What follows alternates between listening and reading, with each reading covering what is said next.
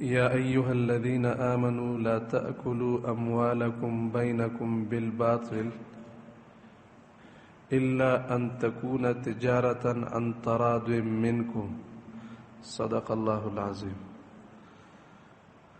خوراک شاک، رهن سهن، کپڑے جمع غستول د هر یو انسان بنیادی ضرورت ده.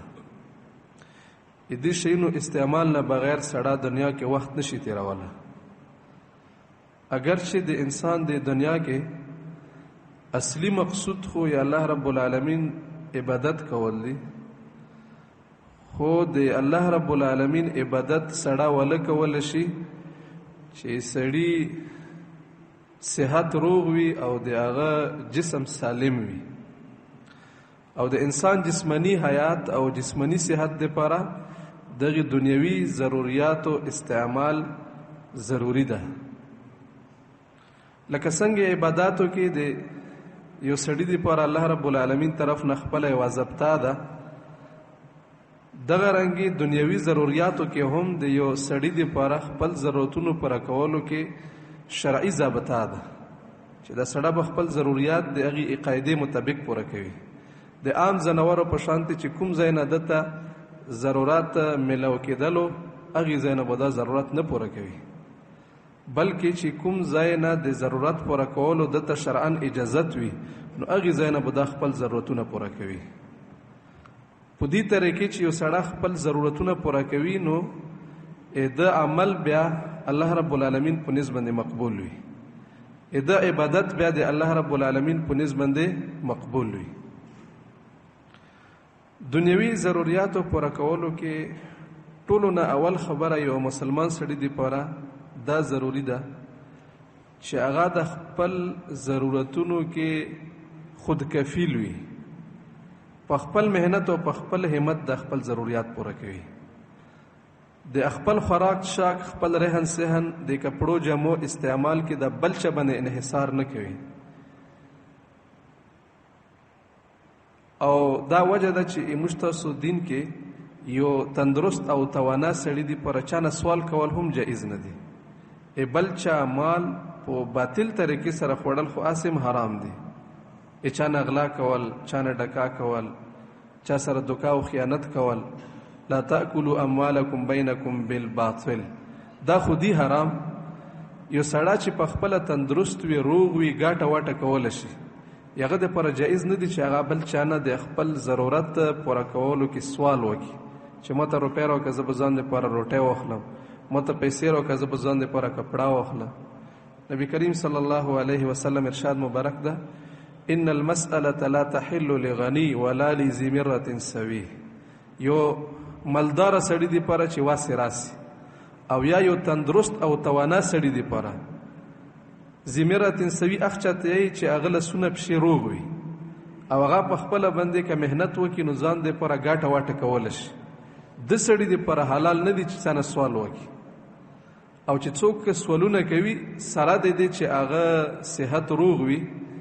نو من سأل الناس لیسري ماله، چې څوک د مال ډېرښت دپاره سوالونه کوي، نبی علیه صلات وسلام فرمایي چې دغه مال به یې د دپاره خموشا فی وجهه یوم القیامه، قیامت په ورځ به یې د په مخ باندې بدرنګ دغونه وي، بدنما به وي، خلک به یې پېژني چې دا هغه سړی ده چې دنیا کې به خلکو نه سوالونه کول.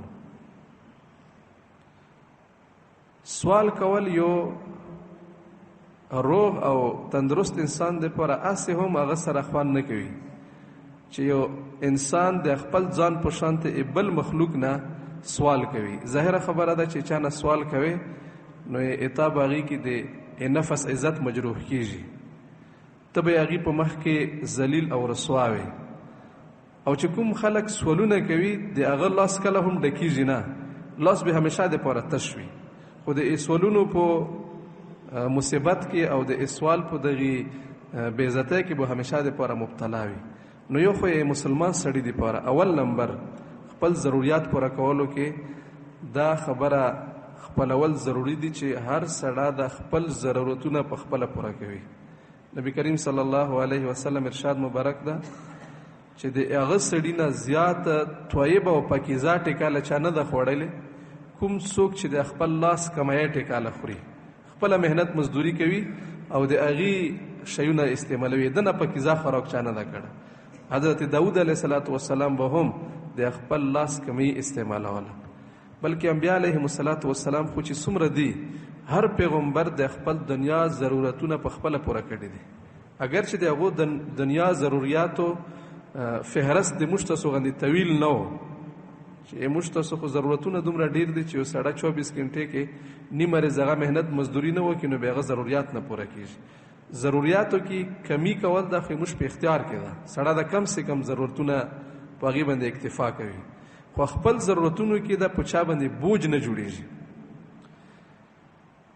دویم نمبر د یو مسلمان سړي دپاره خپل ضرورتونو پوره کولو کې دنیا ضرورتونه هغه چې هغه یې د دپاره شرعاً حلال او طیب وي، پاکیزه او جایز وي. مرداړه خوړل یا داسې شیونه چې هغه نجس او پلید وي، او یا داسې چې هغه نشه آور وي، د صحت دپاره نقصان ده وي، دغې شیونو نه ځان بچ کول. نبی کریم صلی الله علیه وسلم ارشاد مبارک ده: ان الله طیب لا یقبل الا طیبا. الله په خپله باندې پاکیزه ده او پاکیزه شی قبلوي. وان الله امر المؤمنین بما امر به المرسلین. الله مسلمانو ته هغې خبرې حکم کوي، کومې خبرې حکم چې الله رب العالمین خپل پیغمبرانو ته کړی ده. پیغمبرانو ته الله رب العالمین څه حکم کړی ده؟ یا ایها الرسل کلوا من الطیبات. ټولو پیغمبرانو ته الله رب العالمین دا حکم کړو چې تاسو به طیب، پاکیزه او حلال شیونه خورئ. واعملوا صالحا، او نیک عمل وکړئ. کوم حکم چې الله پیغمبرانو ته کړه، بعینه دغه حکم الله مؤمنینو ته کړه. یا ایها الذین آمنوا کلوا من طیبات ما رزقناکم. حلال او طیب خوراک او ضروریات استعمالول د انسان علمی او عملی استعداد دپاره شرط دی. چې یو سړی هغه حرام نه ځان نه بچ کوي نو هغه سړي علمی استعداد هم ختمیږي، عملی استعداد هم ختمیږي. نه خو الله رب العالمین په نسبت باندې ادب عمل قبول وي. عبدالله ابن عباس رضی الله تعالی عنه روایت ده: لا يقبل الله صلاة امرئ فی بطنه حرام. د هغه سړي لمونځ الله نه قبلوي د کوم چا په خېټه کې چې حرام پرته وي. او نبی علیه الصلاة والسلام دغه خبرې نه بعد د یو سړي تذکره وکړه چې یو سړی به داسې وي یطویل السفر، چې ستر ستر سفرونه به کوي د الله رب العالمین عبادت په طور باندې. مثلا حج ته به لاړ وي، دین زده کړې دپاره به چېرته لاړ وي، جهاد دپاره به لاړ وي، عمرې سفر به یې کړی وي، دې دپاره چې الله رب العالمین ما نه رضا شي. اشعث اغبر، پراګندهال به وي، ګرد آلود به وي، کور نه به لرې وي، کپړې به یې خیرنې خچنې وي، اثار دپاره به یې تیل نه وي، نو بدحاله به وي، خو مطلب به دا وي چې الله راضي کړي.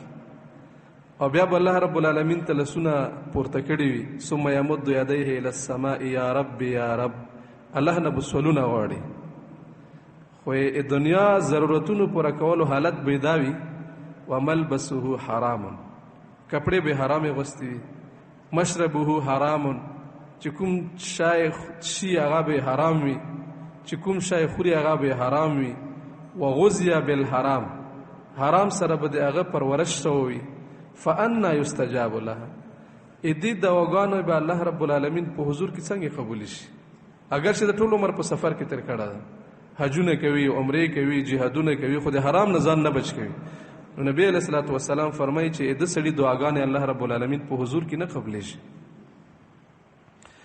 حلال او طیب طریقې سره خپل ضرورتونو پوره کولو کې د سړي دین حفاظت ده. چې کوم سړی حرامو نه ځان نه بچ کوي هغه دین غیر محفوظ وي. نبی کریم صلی الله علیه وسلم ارشاد مبارک ده: الحلال بین والحرام بین. حلال هم څرګند دی، الله رب العالمین وضاحت سره بیان کړی دی. حرام هم بالکل واضح دی. و بینهما امور مشتبهات. وې دې منځ کې ځنه داسې شیونه دي چې هغه مشتبه دي، لا یعلمهن کثیر من الناس. اکثر خلک دی هغه په حلال او حرام باندې نه پیږي. چې یو سړی خپله نه پوهېږي نو بیا هغه ته پکار ده چې کوم څوک پوهېږي هغه نه تپاس وکړي، او یا که د تپاس کوونکی څوک نه وي نو بیا دویمه طریقه ده چې هغې نه ځان بچ کړي. ځکه یو شی چې هغه کې د حرام او د حلال کېدلو دواړو احتمال وي نو بیا د احتیاط او د حفاظت طریقه او لار ده چې بس هغه پرېږده. ځکه که حلال وي نو د دغه حلال خامخا تا دپاره خوړل ضروري نه و چې خامخا دغه به ته خورې، نور هم ډېر شیونه و، خو که حرام او استعمال دی کو نو په حرامو کې به مبتلا شي. فمن اتقى الشبهات استبرأ لدینه و عرضه. څوک چې شبهاتو نه هغه شیونه چې هغه خالص حرام نه دي، یعنی هغې کې د حرمت شبهه شته، د هغې نه ځان بچ کوي، نو دا سړی بیا د خپل دین او د خپل عزت حفاظت کوونکی وي. او څوک چې د شبهاتو نه ځان نه بچ کوي نو ډیره ممکنه ده چې دا سړی په حرامو کې مبتلا شي. کالراعي یرعي حول الحما یوشک ان یرتع فیه. لکه یو سړی د یوه چرګه د یوه باغ اردګرد باډ سره خوا کې خپل مال سره وي نو بیا یې مال نه دا خبره ډیره ممکنه وي چې هغه باغ ته نه ننوځي. او د الله رب العالمین محارم دا د الله رب العالمین حدود دي، کوم شیونه چې الله رب العالمین منع کړی ده نو دغې محارمو په نږدې به نه ګرځېږي چې هغې ته کله ته ور نږدې شو نو په حرامو کې هم مبتلا کېدلی شي. نو د طیب او پاکیزه شیونو استعمال دې سره سړي خپل دین او دې سره سړي خپل عزت محفوظ وي. لکه څنګه د طیب او پاکیزه شیونو سره سړي ته ضرورت پوره کول پکار دی خپل، دغه رنګې د طیب او پاکیزه شي دپاره طیب او حلاله طریقه اختیارول هم ضروری دي. بعض خلک دې خیال خو ساتي چې مثلا مرداړه ده نو مرداړه خوړل ناجایز دي، حرام دي، مرداړه نه خوري، او یا شراب حرام دي، نشه حرامه ده، هغې استعمال نه کوي. خو یو حلال شاید د هغې په غلطې طریقې باندې کسب کوي، ګټه کوي، نو بیا هغه د ته باک نه لګېږي. حالانکه لکه څنګه یو شی په خپله حرام ده هغې نه ځان ساتل ضروري دي. یو شی که په خپله حرام نه ده خو ته په غلطې طریقې حاصل کړي هغې نه هم ځان ساتل ضروري دي. سود باندې یو شی ته حاصل کو، په جوارۍ دې حاصل کو، دوکې او په خیانت سره دې حاصل کو، نو په حلالې طریقې سره د یو شي کسب کول دام د یو مسلمان دپاره لازم دی. طلب کسب الحلال فریضة بعد الفریضه. نبی علیه الصلاة والسلام ارشاد مبارک ده چې حلال کسب طلب کول د یو فرض نه بعد. اول فرض خدا چې سړی الله رب العالمین وپیژني او دنیا کې الله رب العالمین احکامات زده کړي، په هغې باندې عمل کول شروع کړي، نو بیا د انسان چې کوم ضرورتونه دي هغه په حلالې طریقې سره کسب کړي او ګټه کړي. ناجایز طریقې سره یو شی کسب کول او د هغې ګټه کول د سړي دپاره د نقصان باعث ده. عام طور باندې په کسبونو کې غټ غټ څلور ذرایع خلک استعمالوي. یوه ذریعه تجارت ده، خرید او فروخت. یوه ذریعه زراعت ده، د زمینداري چې کوم خلک کوي، باغ ولګوي، فصل کوي. او یوه صنعت ده، خلک شیونه جوړوي. او یوه ملازمت د نوکري کول دي، چا سره مزدوري کول دي. په دې ټولو طریقو کې الله رب العالمین طرف نه چې مسلمانو ته کوم هدایات ملاو دي چې یو مسلمان سړی به تجارت څنګه کوي، یو مسلمان سړی به زراعت څنګه کوي، هغه به چا سره ملازمت او نوکري څنګه کوي، دغې ټولو خبرو لحاظ ساتل یو مسلمان دپاره لازم او فرض دي. که یو سړی په دغې د کسب طریقو کې د حلال او حرام تمیز نه کوي نو دا سړی د الله رب العالمین په نسبت باندې بیا مجرم ده. او د کسب صحیح طریقې استعمالول نه صرف دا چې یو سړی په هغې سره خپل ضرورتونه پوره کوي، الله رب العالمین دې کس ته په دنیا او آخرت کې د هغې پوره بدله هم ورکوي. کوم څوک چې په حلالې طریقې سره کسب کوي د په زندګۍ کې چین او سکون وي. حرام طریقې سره پیسې ګټلو سره د سړي زړه چین او سکون ختموي چې څومره هم ته پیسې وګټلې، خو چې په ناجایز طریقې سره ګټې دا پیسې به یې ته په خیر نه رسي، دا پیسې به یې ته خلاف استعمالیږي. په پیسو کې به د برکت نه وي، کور کې به د امن نه وي، ته په کاروبار کې به برکت نه وي، برکت دې ته ویلی شي چې یو شی د سړي په خپل ځای باندې په ټیکنۍ ولګېږي. خپلې پیسې به تا دپاره وبال جان جوړ شوی وي، خپلې پیسې به تا د بې امنۍ باعث ګرځېدلی وي. نو په دنیا کې هم یو سړی د حرام کسب د وجې نه مشکلاتو سره مخ کېږي، او په آخرت کې خو هسې هم چې یو سړی د حرام ارتکاب کوي.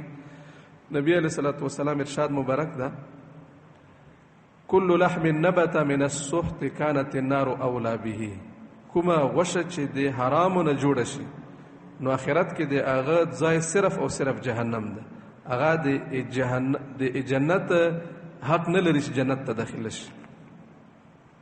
او چې کوم څوک هغه په صحیح طریقې سره کسب کوي، په حلال طریقې سره کسب کوي، الله رب العالمین هغه دپاره په دنیا کې هم اسانۍ پیدا کوي او آخرت کې هم الله رب العالمین هغې ته ډېر اجر او ثواب ورکوي.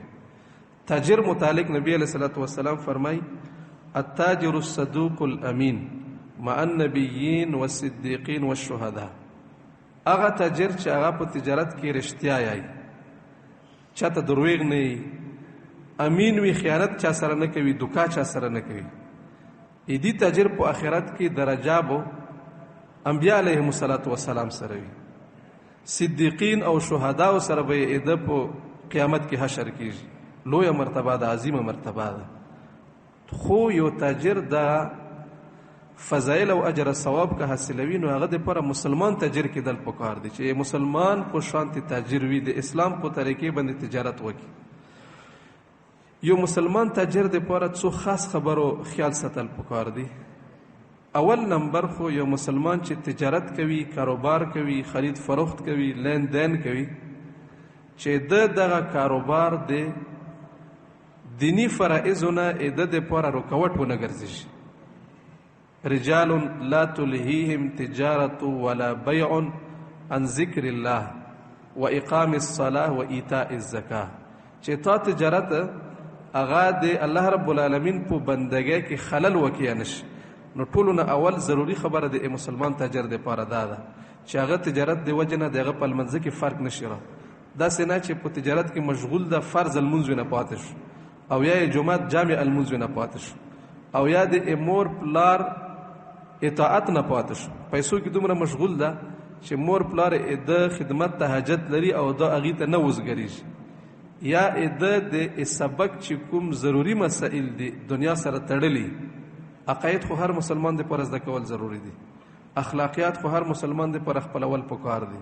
یو سړی په کاروبار کې دومره مشغول ده چې هغه ته د خپل عقیدې اصلاح کولو مکان نه میلوي، هغه د خپل تربیت او د خپل اخلاقو اصلاح کولو ته فارغ نه وي، هغه د دینی مسائلو زده کړې ته وزګار نه وي، نو دغه تجارت بیا اسلامي تجارت نه ده.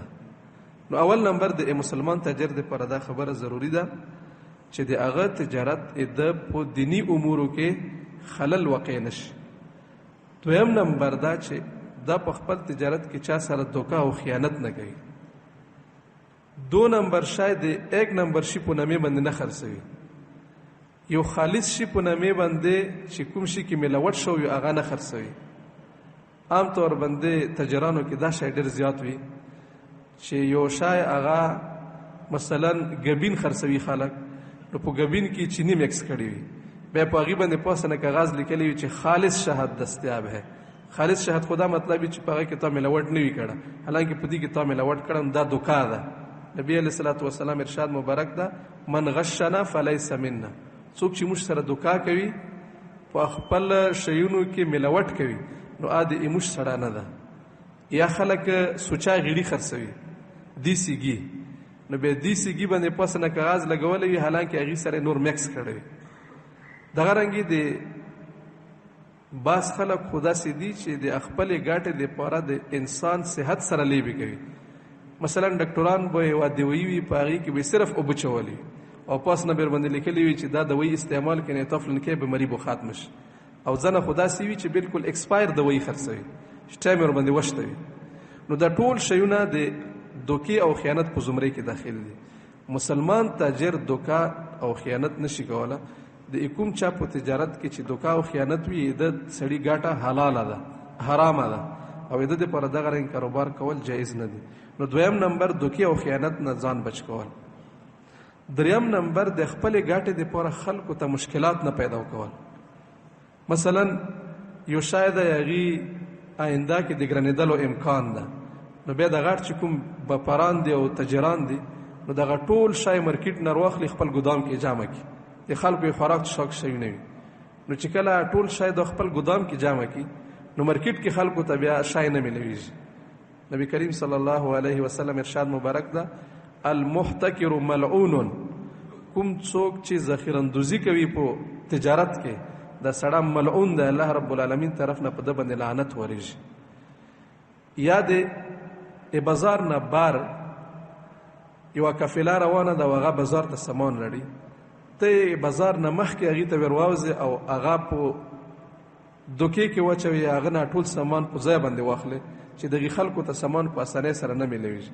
نو هر هغه اقدام چې په هغې کې تا ګټې د وجې نه نورو خلکو ته تکلیف رسیږي، دې نه ځان بچ کول دا د مسلمان تاجر عادت او خصلت وي. اسلامي تجارت دپاره یو مسلمان تاجر چې هغه خپل تجارت د اسلامي اصولو مطابق وکړي، نو اسلامي تجارت چاته ویلی شي؟ نن تعلیم کې مختصرا تاسو صرف د اسلامي تجارت اجمالی خاکه زده کړئ. اسلامي تجارت کې ټولو نه اول نمبر دا شی ضروري ده چې سودا د فریقینو باهمي رضامندۍ سره وشي. خستونکه او خرڅونکه دواړه د غشي په خستلو خرڅولو باندې رضا وي. زور او زبردستی باندې په جبر او اکراه باندې چا سره سودا کول جایز نه دي. یو خدا چې یو سړی دکاندار ته ورغلو او دکاندار سره یو شي باو لګوي، قیمت لګوي، دکاندار ته وایي چې په 100 روپۍ ده، خریدار ته چې نه زه به په 80 باندې خورم، نو خپل منځ کې چیړ چاړ کوي. دې ته زور زبردستی نشي اله. دې کې کا د دکاندار نرخ نه په کام باندې خریدار شی واخستو نو باک نه لري. البته په دې کې وی خبره خیال ساتل پکار دي. عام طور باندې خلکو کې مشهوره ده چې په سودا کې سنت طریقه ده چې دکاندار سره سره دومره چیړ وکړي چې په دکاندارو خیلی ارماتی کې په ده باندې خیلی ارماتی شي. دا بالکل غلطه خبره ده.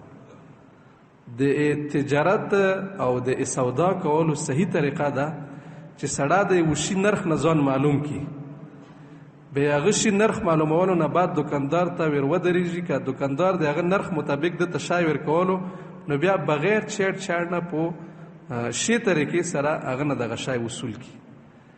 دا مطلب نه چې یو شی په خپل نرخ باندې هغه نه بعد د سره ګریوان په ګریوان نیولي چې ماته به اوس 2 روپۍ کمي ورکړي کوي. نبی کریم صلی الله علیه وسلم ارشاد مبارک ده رحم الله رجلا سمحا اذا باع سمحا اذا اشترى. الله رب العالمین د په هغه سړي باندې رحم وکړي چې هغه په خرڅولو کې سترزړه وي. سمحا اذا باع، چې چا باندې شی خرڅوي نو ډېر چچاړ خوی نه کوي. بس که یو کاس داسې میلاو شو چې هغه سره پیسې کامې وي نو هغه سره بیا یا یو سړي سره پیسې نه وي قرضې معامله کوي، یا مقروض سره په وخت باندې پیسې نه وي نو هغه ته مهلت ورکوي. الله رب العالمین ته دغه رنګي سړی پسند ده چې هغه په خرڅولو کې سترزړه وي. سمحا اذا اشترى، په خستلو کې سترزړه سره الله رب العالمین ته پسند ده. نو داسې نه چې یو سړی په خستلو کې دومره چیړ وکړي چې دوکاندار وي نه توبه وبسي او خپله یې ځان د شرې ځینه وبسلی.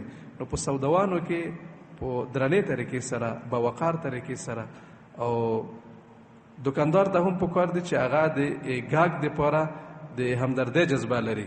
ګاګ ته هم پکار دی چې هغه دوکاندار په باره کې د خیر جذبه لري، ځکه دوکاندار دې دپاره ناست چې 2 روپۍ ګاټه وکړي، او که خریدار هغه پسې شاخ وي چې نه د 2 روپۍ ګاټه به هم ته نه کوي، نو بیا دوکاندارۍ مطلب څه شو؟ چې دواړه یو بل دپاره خیر جذبې وي. نو اول نمبر شی دا چې خریدار او دکاندار باهمي رضامندۍ سره سودا وکړي، زور او زبردستی باندې سودا نه وي. دویم نمبر کوم شی چې سړی خولي سودا چې هغه معلومه وي، مجهول شي سودا کول شرعا ناجایز دی. مثلا یو دکاندار ته ورغلی 1000 روپۍ دې ورکړي چې ماته یوه کپړه راوکړه، خو یې کپړې تعین دې نه وکړو چې دا سپین رنګ کپړه راوکړه یا دغې کمپنۍ والا کپړه راوکړه.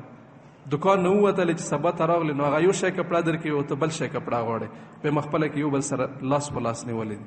نو چې سودا معلومه وي دویم نمبر. او دریم نمبر دا چې نرخ معلوم وي. دکاندار ته ورغلی چې ماته یوه جوړه راوکړه، جوړه دې نه وصول کا، پیسې دې سره متعین نه کړي چې دا 1500 روپۍ شو که 600 روپۍ شو. یا یو دکاندار ته ویل ټماټر دې نه واخستو به د نرخ سره معلوم نه کو، نو دغه رنګ سودا شرعاً ناجایز ده. البته بعض دکانونو کې داسې وي چې د هغو خپل شیونو نرخ لګېدلی وي، خلکو ته معلوم وي چې ټماټر 30 روپۍ کیلو دي، نو چې کله یې دواړو منځ کې مخکې نه معلوم وي بیا که هغه وخت کې دا د هغې تعیین نه وکړي نو بیا باک نشته. خو که شای معلوم نه و او دو د هغه تعیین نه وکړو نو دا سودا ناجایز ده، ډنګول یې ضروري د دواړو باندې چې دا سودا ختمه کړي. نو دریم نمبر دا چې قیمت معلوم وي. او څلورم نمبر دا چې سودا هغه شیونو کې کولی شي کوم شیونو نه چې شرعاً نفع خستل او هغې نه فایده اوچتول شرعاً جایز وي. لہذا چې څومره ناجایز شیونه دي لکه مثلا منشیات شو، چرس شو، پوډر شو وغیره، او یا مرداړه شوه، یا نور داسې شیونه چې هغې نه شرعاً انتفاع خستل جایز نه وي، د هغې کاروبار او د هغې خرید او فروخت جایز نه ده. پنځم نمبر ده که یوه سودا داسې وي چې په هغې کې ادهار ضروري وي، یعنې نیټې والا سودا وي. نیټې والا سودا کې به د نیټې وخت مقرر کول دا ضروري دي.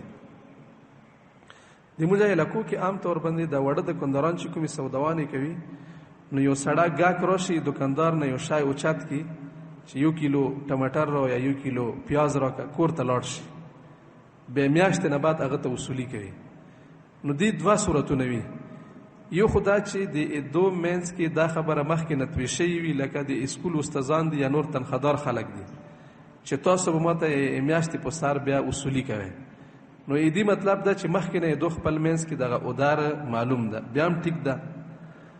او یا داسې وي چې سودا ادار نه وي خو دکاندار چې شمپوشي وږي دته په کار دا وه چې پیسې نغدې ورکړې وه، خو نغدې پیسې نه کوي دا کور ته لاړو بس دکاندار ورباندې خاموشه شو. دی وخت کې به دکاندار ته په هر وخت کې هغه نه مطالبه کولو حق حاصل وي. که سبا ته د ګاهک راغلو نو دکاندار ته ویلی چې را پیسې راکړه، سبا نه بعد بله رسته راغلو، دې ته بیا ادار سودا نه وي. لہذا که په دې کې دو وخت مقرر نه کړي نو په دې سودا باندې فرق نه پرېوځي. ادار سودا دې ته یایي چې د نیټې په بنیاد باندې سودا کولی شي. یو سړی مثلا غاټ ګوډه خولي موټر او هغه دکاندار ته یې چې د ګوډه زه خولم خو ما سره نغدې پیسې نشته، پیسې به زه بعد کې درکوم. اوس به یې دغې عباد دا تعیین کوي چې څومره بعد کې به راکوي، میاشتې بعد به راکوي، 2 میاشتو بعد به راکوي، کال بعد به راکوي.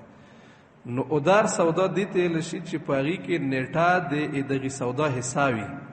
بیا هغې ځای کې دغې نیټې معلومول ضروري دي. که نیټه معلومه نه شوه نو دا سودا ناجایز او فاسده ده، ړنګول یې په دواړو باندې واجب دي. نو پنځمه خبره د اسلامي تجارت دپاره چې ادار سودا وي نو په هغې کې نیټه معلومه شي. او شپږم نمبر ده چې سودي کاروبار او سودي لین دین نه وي. اوم نمبر ده چې اجوارۍ والا کاروبار نه وي. سود او جواري چاته ویلی شي دا چونکې تفصیلي احکامات او مسایل لري، انشاءالله د سود او جوارۍ متعلق به بیا تفصیل سبا تعلیم کې بیانولی شي. واخر دعوانا ان الحمد لله.